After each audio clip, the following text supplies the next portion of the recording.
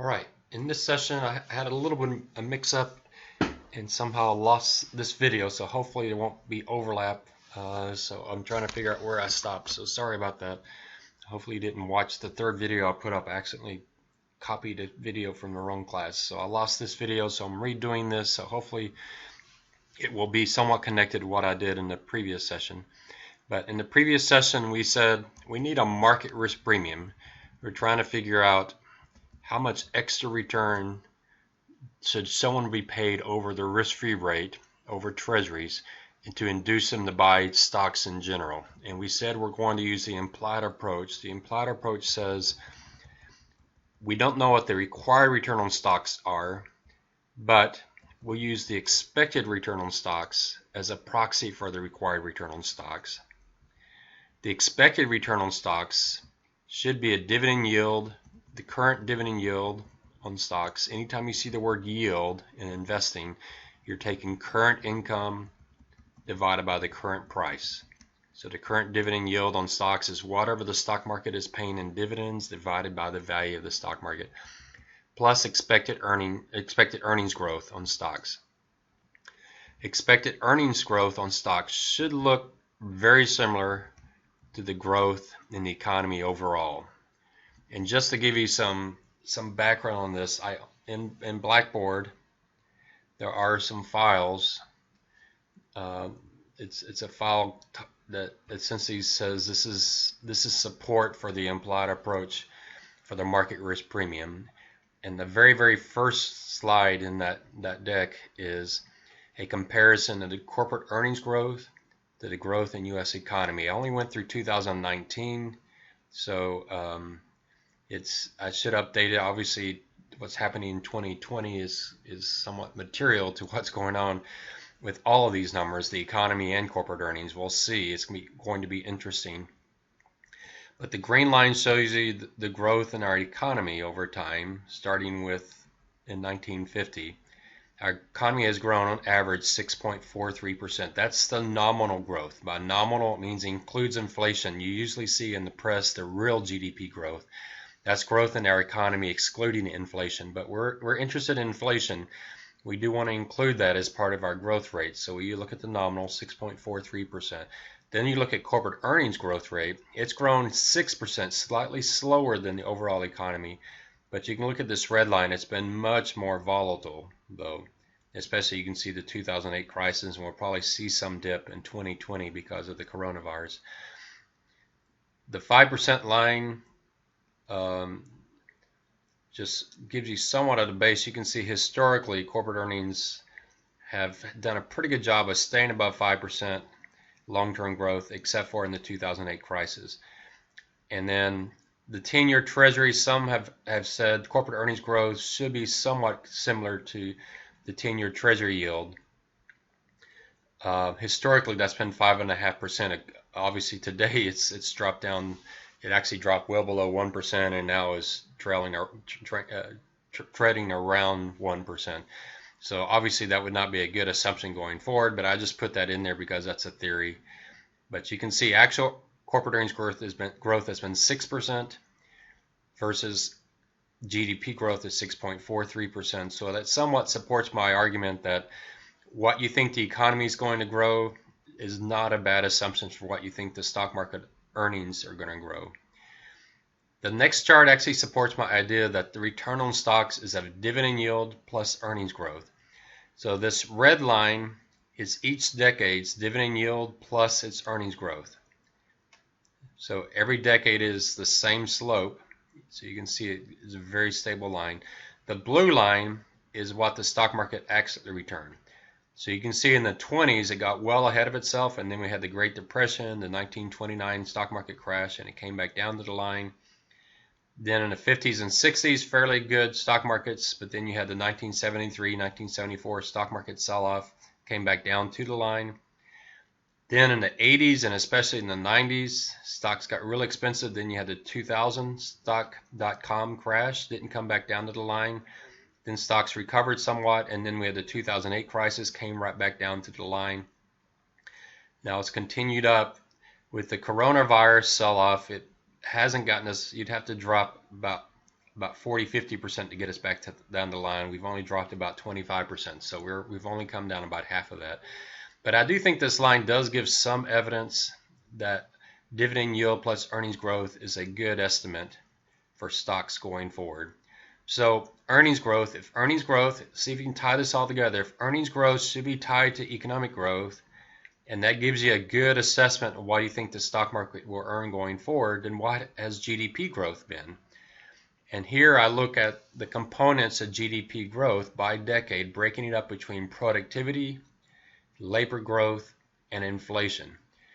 You can see productivity growth has been ranging from 2 to 3% and getting down as low as 1.5%. And then this last decade, 2010 through 2019, we had the weakest productivity growth we've had in our country's history, which is 1%.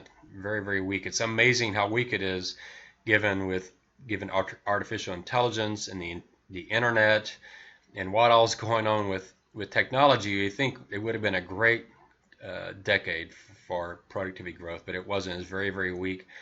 President Obama wrote a letter to the economists, very interesting insights, and one thing he said that worries him a lot is the weak productivity growth we're seeing in the U.S. and other countries as well. UK and other countries have seen very weak productivity growth. The next one is labor growth. It's typically been about 1%, except for the 2000 to 2010 period. With the 2008 crisis, we actually, for the first time in our country's history, you actually saw fewer jobs at the end of the decade than we had at the beginning of the decade. But we've had good job recovery in the 2000-2019 period, very strong there. You'll see very large employment growth in the 60s and the 70s, and that's really because women started joining the workforce in large numbers. So you won't see a big shift like that. The issue people have going forward with labor growth is the retirement of the baby boomers and what that might mean for labor growth. It could actually be negative. You also have to think about immigration policy and those sort of things. Educational system, all those have an impact. And then inflation is inflation. It's ranged about 2%. You can see when you look at the medians over time that each one of these have been about 2%. 2% productivity, 2% labor growth, 2% inflation. And as I showed you on the previous chart, our economy has grown about 6%. It's 6.4 there because it's a slightly different period of time, but about 6%. So the question is, going forward, what do you expect productivity to be going forward? 2% to me seems like a great number. People talk about all these new technologies, whether it's artificial intelligence or autonomous vehicles, 3D printing. It's possible we could see a surge in productivity. We didn't see it the last decade, so maybe there's some pent-up technology that's going to hit, some new inventions in energy. But because the U.S. is more and more of a service economy versus manufacturing, it's really hard to get great productivity in service sectors like healthcare and retail. There's some of that's moving online, and it's possible you got the Apple Watch doing healthcare type of applications, but ultimately, when you're in the service sector, you usually need a body. Education and healthcare are the two most unproductive sectors of our economy, and they just have not shown strong productivity. Maybe this coronavirus, with us moving so much of our school online, maybe we will see some impacts from that, where schools change how they do business and we have productivity in education. But I think 2% is about the best you can do. I would argue if you think productivity could be actually 3%, that's going to come out of labor growth, that any major productivity gains going forward will probably cut into labor and will actually have people working fewer hours. And then the Fed is targeting 2% on inflation, so that gives you probably a good number to use for inflation. You can ignore the last chart. It's just an interesting chart of comparing the 10-year Treasury to economic growth. But going back to the notes then, if we expect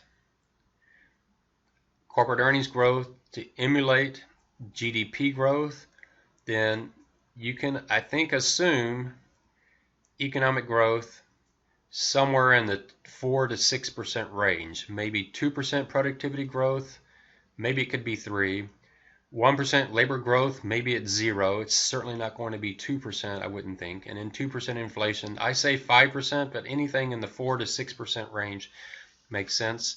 The current dividend yield on the stock market, you can get that by just looking at what is called on Yahoo Finance. You can load what's called the SPY. The SPY is the S&P 500 Exchange Traded Fund.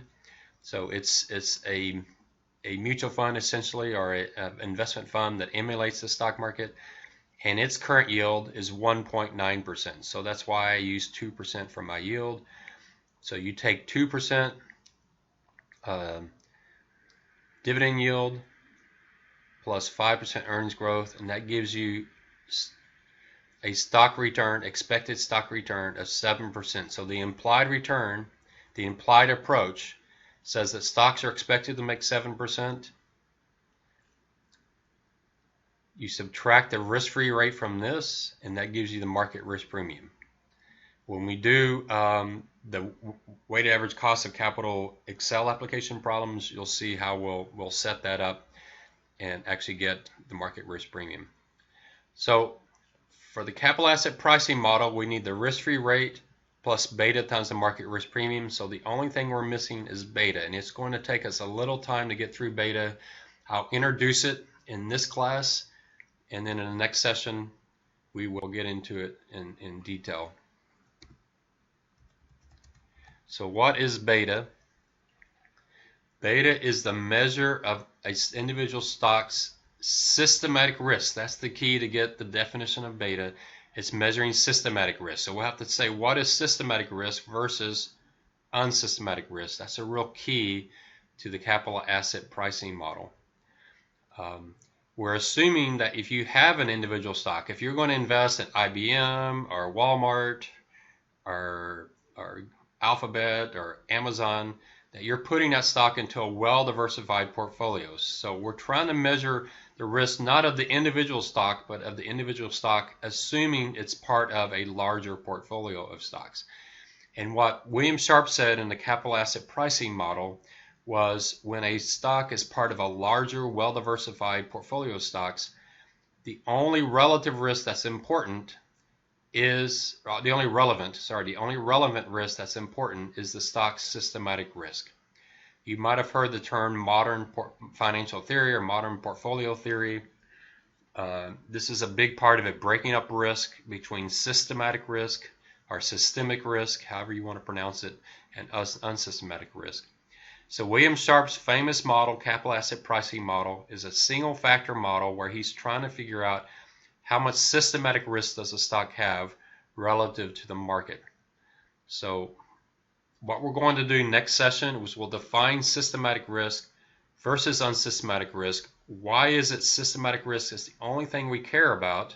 Why are we going to ignore unsystematic risk? Then we're going to determine that beta is a measure of systematic risk. So the question is, how do we determine the beta for a stock? I do it very, very differently than other classes, although I have seen other professors use my approach. And so what I will give you in the next class is a way to actually forecast the beta for your stock, and we'll get into that. If you want to get a little head start on this, one thing you can do is actually type in the capital asset pricing model, our beta, and look in Investopedia or Wikipedia if you want some background so that you're prepared for this topic. It is a tough topic. It's a little bit complex. You do have an Excel application when you have to figure out the beta for your company, and we'll get into that probably, maybe not next session, next class, but probably in the next couple of classes we'll get into that. So I'll leave it there, and next session we will start talking about systematic risk and unsystematic risk.